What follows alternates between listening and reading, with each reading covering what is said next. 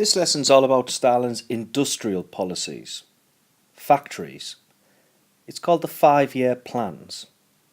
Now Stalin, as we discussed last lesson, was paranoid that the Soviet Union would be taken over by foreign countries unless they're industrialised and modernised. He stated we had 10 years to achieve this aim before they would be crushed. Stalin decided to launch the 5-year plans. The idea was to rapidly industrialise the Soviet Union in production of steel for weapons and manufacturing. Steel was very dear to Stalin because his name meant man of steel, and he knew that if he was going to prove Trotsky wrong and create a revolution in one country, the Soviet Union, then they had to industrialise quickly. So what did this mean?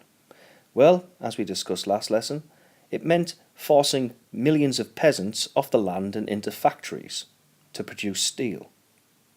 It also meant using utter brutality to achieve his aims.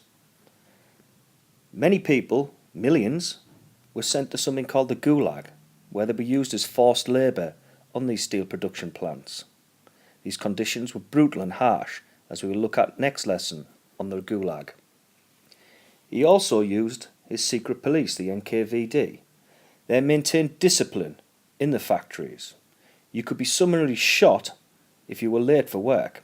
Also, if anything broke down, which it did, then people were described as saboteurs and told that they were doing it deliberately and so executed.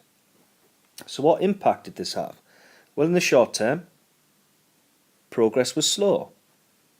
Production didn't quite take off to the heights that Stalin wanted, but he fixed the statistics to prove that it was working.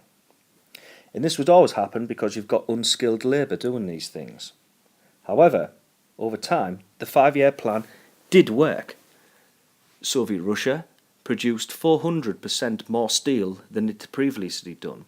Also, car manufacturing increased, weapons increased, electricity. So the 5-year plans were a dramatic success. But again, as in all aspects of Stalin, you've got to look at the human cost. So socially, they weren't so successful because of the brutality involved. Economically, they were successful because he did achieve his aims. He made Soviet Russia self-sufficient. He proved that the revolution could be created in one country. And also, it gave him more control. He had ultimate control across the country.